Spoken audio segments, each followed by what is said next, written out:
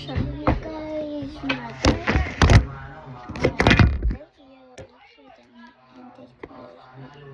it was paused for too long.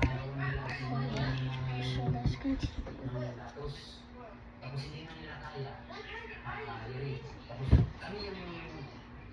Ini-request ng medyo na puntaan nyo sa amin ng region committee na magpunta kayo doon para matulungan sila. Kaya nakapunta kami doon sa Luis Medical. Isang categories yan. Pero ngayon pala nangyari, may mga ginagawa kami na makatulong sa pag-ipon ng mga datos para sa iyo na yan.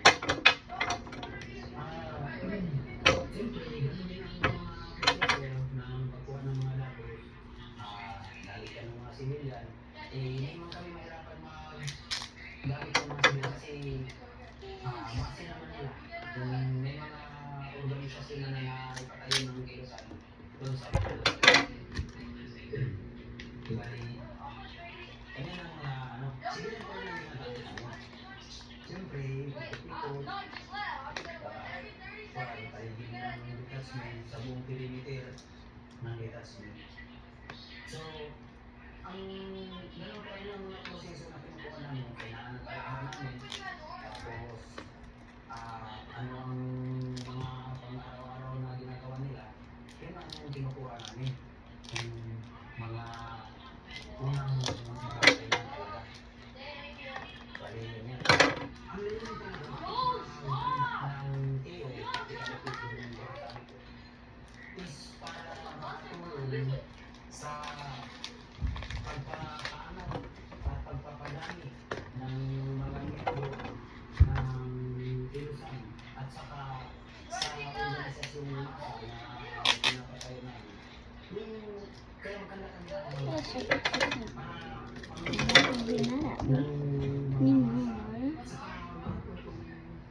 makipaglaban yung kesa ng yung lupa namin, diba? Bali, yun ang mga unit talaga. So, dito rin, may mga nangyari pa na rin ang kampo namin. Ang Yakan skip that. 60 ata, 60. Tapos yun yung na SPG. 60 kami lahat. Tapos, anong ginagawa yung ito ng datos sa building? Nag-ipon kami ng mga supply para sa theory.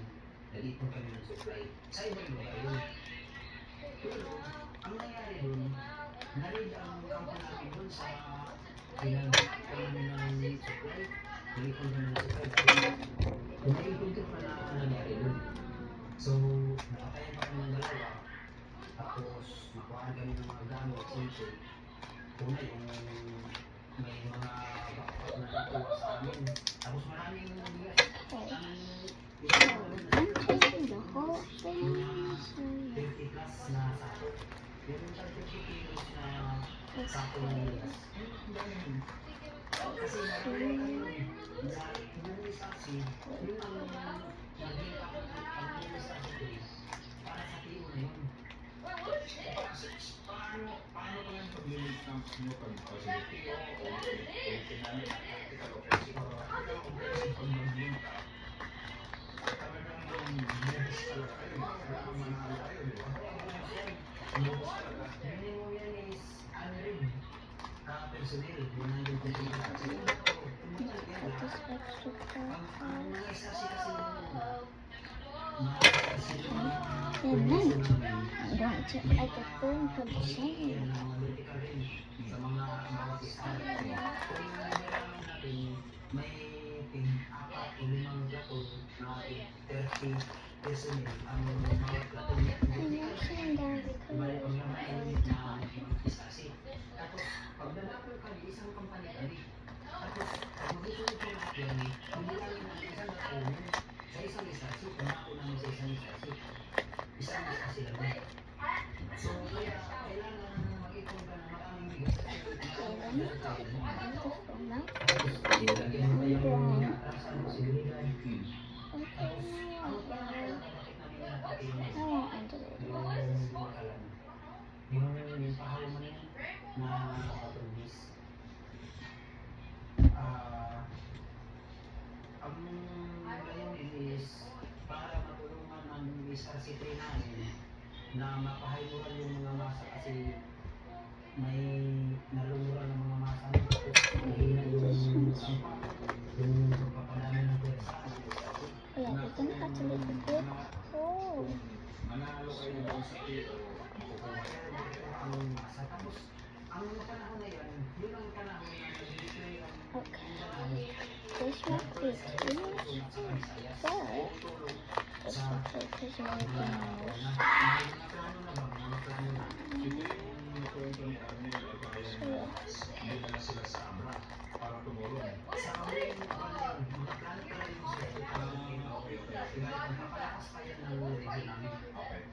Ang nangyari,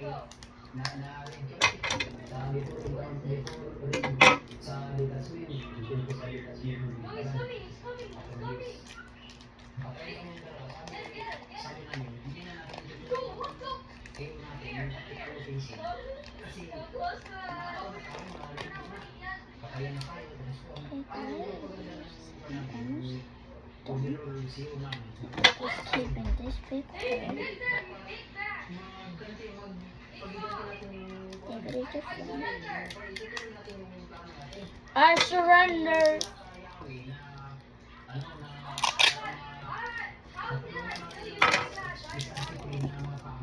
Yung kakayahan nila at saka yung mga seguridad nila nagulong sila na magsalpa kasi nakita nila na may pinapatalo na gera. Sabi nila siya,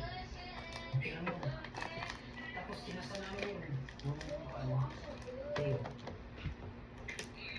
Ano lang yun, mga 30 minutes lang na wallet namin na dito na isolated lang yun.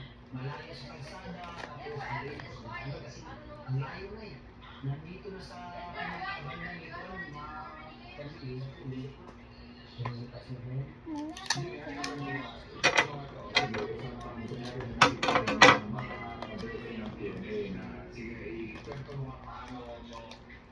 I-execute yung isang ganun, isang PO na ano ka na yung PO? Pero bumabawi ka pa kasi kayo naman yung ano. Ganito ang nangyari. Ibali, ako kami nun, mga 80 plus, mga 87 kami. Very sure we're Tapos done. yung nasa loob, tapos may, parang apat na yata yung nasa loob. So, bye. Peace out. Tapos